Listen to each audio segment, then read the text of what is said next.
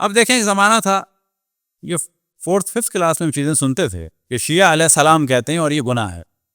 دیکھیں آج یہ چیز کھل کے آ گئی کہ بخاری میں بھی جگہ جگہ اہل بیت کے ساتھ علیہ السلام ہی آیا. یعنی کمال یہ ہے کہ بخاری کے متن میں لکھا ہے فاطمہ سلام اللہ علیہا، اردو میں ترجمہ کیا جا رہا ہے حسین علیہ السلام، اردو میں ترجمہ کیا جا رہا ہے فاطمہ رضی اللہ عنہا. اب آپ تصور کریں کہ ایک نیا موضوع بنا کے ہمارے بیچارے معصوم اہل سنت کو ان کے ملاؤں نے الجھا دیا کہ شیعہ کافر ہیں کیونکہ علیہ السلام کہتے ہیں. بابا اگر اس حساب سے کہو گے تو خود بخاری کافر ہو جائے. نئی نئی چیزوں میں پبلک کو الجھا کر اہل بیت سے دور کیا. ابھی نہیں معلوم کہ پاکستان میں کیا خبریں آ رہی ہیں، مری ایوبیہ کے راستے بچے کہ نہیں بچے کہ سب کے سب انگیج ہو گئے، فرزند رسول قتل ہو گئے، اور رسول کے ماننے والے مری ایوبیہ میں گھوم رہے ہوں گے، 9-10 کی چھٹیاں انجوائے کر رہے ہیں.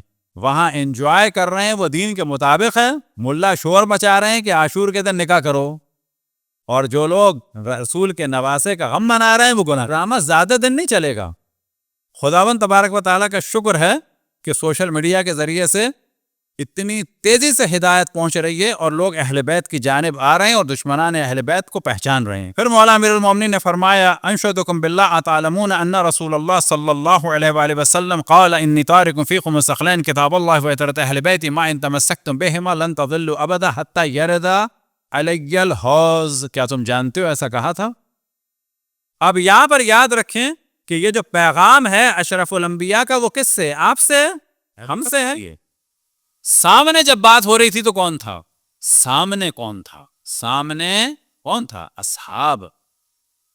اصحاب کو کہا جا رہا تھا کہ میں تمہارے درمیان 2 اہم چیزیں چھوڑ کے جا رہا ہوں، جب تک ان دونوں سے وابستہ رہو گے تو گمراہ نہیں ہوگے. ایک کتاب خدا، دوسرے اہل بیت. اب اگر اس کو واضح کہا جائے تو یہاں پر کہا جا رہا تھا مثال کے طور پر، اب کوئی اس میں توہین نہیں ہو رہی کسی کی، مثال کے طور پر جناب سلمان سے کہا جا رہا تھا اے سلمان اگر تم چاہتے ہو کہ ہدایت پر باقی رہو تو کتاب خدا اور علی ابن ابی طالب سے اور اہل بیت سے وابستہ رہنا. اے ابو ذر اگر تم چاہتے ہو کہ ہدایت پر باقی رہو اور کبھی گمراہ نہ ہو تو کتاب خدا اور اہل بیت سے وابستہ رہنا.